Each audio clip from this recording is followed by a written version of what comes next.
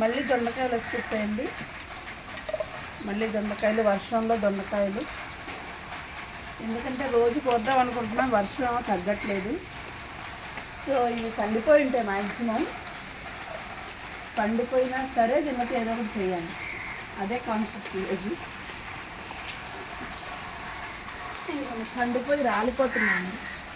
పండిపోయి రాలిపోతున్నాయి, అయినా సరే వీటితో ఏదో ఒకటి చేద్దామని.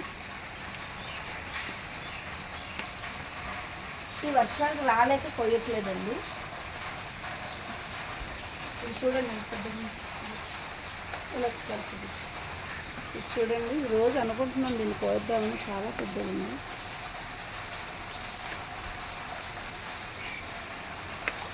ఇంకా అన్నీ కూడా బాగున్నాయండి సీజన్లో. రెండోసారి వచ్చింది కాపు. ఆల్రెడీ అంతకుముందు ఒకసారి పెట్టాను. అస్తమానం దొండకాయలు పెట్టేస్తున్నారా అని బోర్ కొట్టేస్తుంది మీకు. ఇంట్లో పండినా కదండి, ఎన్నిసార్లు తిన్నా బోర్ ఏం కొట్టదు. వాటిని వెరైటీగా ఒక్కొక్క రకం చేసుకొని తింటూ ఉంటే వెరైటీగా మనకి వేరే వేరే టేస్ట్లతో చేసుకోవచ్చండి. ఈ పండిపోయినా కూడా పచ్చడి చేద్దామని ఫిక్స్ అయ్యాను.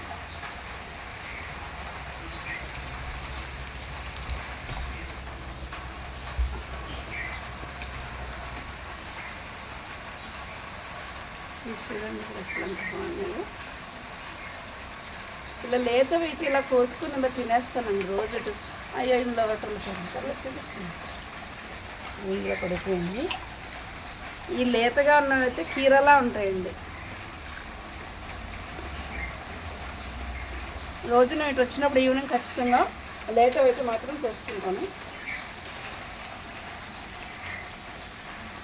ఇవన్నీ అయిన తర్వాత ఇంకో చూపిస్తానండి, అసలు ఏం జరుగుతుంది చెట్టుకు అనేది చూపిస్తాను.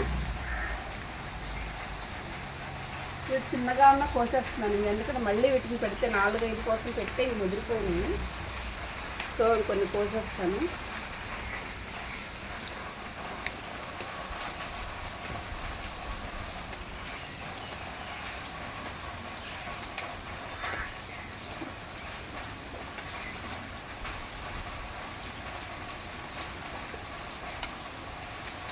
వావ్, ఇక్కడ చూస్తారు అసలు ఇవేనండి ఇలాగ వస్తున్నాయి. ఇవే అలా కిచెన్లోకి వచ్చాయని చెప్పాను కదా.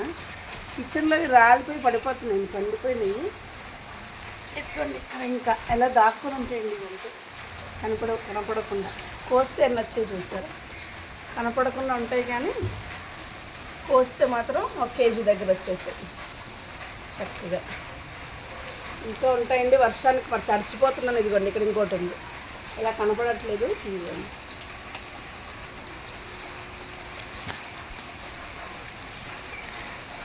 ఇంకా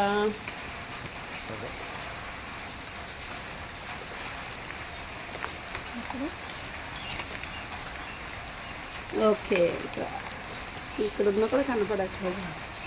ఇంకొకటి అసలు చాలా లోపలికి చూడండి. అసలు ఇదిగో ఇంతసేపు ఇక్కడే చూశాను కానీ ఇది అవ్వాలి. ఇంకోటి పైన ఉందంటే నాకు దొరకదు. ఇదిగో మా హస్బెండ్ ఇప్పుడు కోస్తారు. ఇది ఒకటి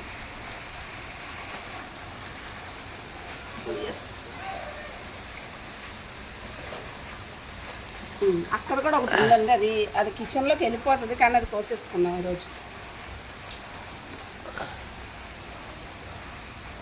ఎస్, ఇంకా పైన అందదు కాబట్టి వదిలేద్దాము. ఇంకా అయిపోయాక మ్యాక్సిమం 90% నేను కోసేసాను.